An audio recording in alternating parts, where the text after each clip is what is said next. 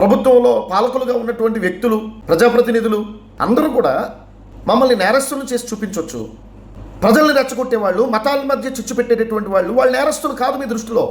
అంటే వాళ్ళు మీకు ఇష్టలు, మీ ప్రభుత్వం భుజాన వేసుకుని మోసేటటువంటి వ్యక్తులు. కాబట్టి వాళ్ళ మీద ఉన్నటువంటి కేసుల్ని వాళ్ళు నేరస్తులైనా ముగించేస్తారు, మాలాటోళ్ళ మీద ఉన్నటువంటి కేసులను అయితే కట్టించేసి జైలుకి పంపించేస్తారు. ఇదేనా ప్రభుత్వానికి ఉన్నటువంటి న్యాయం? అడుగుతున్నాం, బాధతో అడుగుతున్నాం. ఒకడు క్రైస్తవుల మత విశ్వాసాన్ని రెండు చెక్కలు మేకులని చెప్పి వారి ఇష్టానుసారంగా మాట్లాడుతూ ఉంటే, నిలబెట్టిన శవమని అవమానకరంగా మాట్లాడుతూ ఉంటే, బైబిల్ని బొకడా బైబిల్ అని మాట్లాడుతూ ఉంటే, ఇవి మతాల మధ్య చిచ్చు పెట్టేటటువంటి వ్యాఖ్యలు కావా? ప్రభుత్వానికి ఇవి నేరపూరితమైనటువంటి వ్యాఖ్యలుగా కనిపించట్లేదా? ప్రభుత్వం అమాయకుల్ని తీసుకుని వెళ్ళి శిక్షించడానికి, నేరస్తుల్ని కాపాడడానికి ఉందా? ప్రభుత్వం దీనికి ఏం సమాధానం చెప్పుద్ది? నేరాలు చేసిన వాళ్ళని తప్పించడానికి ప్రభుత్వం దగ్గర హిందూ నాయకులకు పెద్దపీట ఉంది కాబట్టి నేరాలు చేసినటువంటి వాళ్ళని ఎలాగైనా వాళ్ళ నాయకులు తప్పిస్తారు. క్రైస్తవులమైనటువంటి మాకు, ముస్లింలమైనటువంటి మాకు అటువంటి నాయకులు ఎవరున్నారు? మేము నేరాలు చేయకపోయినా జైలుకి వెళ్ళిపోవాలి, మా గురించి మాట్లాడే వాళ్ళు ఉండరు.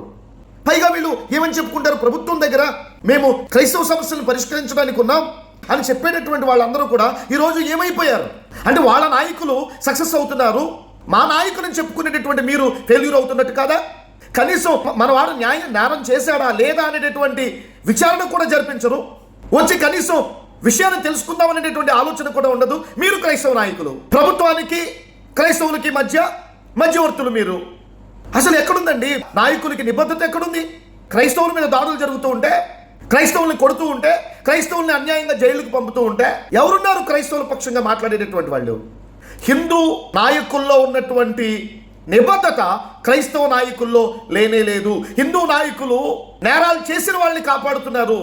నేరం చెయ్యకుండా మన వాళ్ళు జైలుకు వెళుతూ ఉంటే క్రైస్తవ నాయకులని చెప్పుకునేటటువంటి వాళ్ళు కనీసం ప్రభుత్వంతో మధ్యవర్తిత్వం జరిపించి న్యాయం చేయలేని దుస్థితిలో క్రైస్తవ నాయకులని చెప్పుకునే వాళ్ళు ఉన్నారనేటటువంటి విషయాన్ని ఈ సందర్భంగా చాలా బాధతో మాట్లాడుతున్నాను. నేను క్రిస్టియానిటీకి ప్రభుత్వం నుండి సపోర్ట్ లేదు.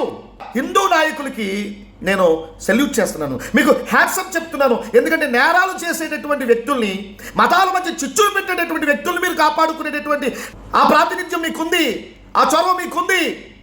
మీరు ప్రభుత్వంతో ఎలాంటి సంప్రదింపులైనా, పోలీస్ అధికారులతో ఎలాంటి సంప్రదింపులైనా చేసేటటువంటి తత్వం మీకుంది.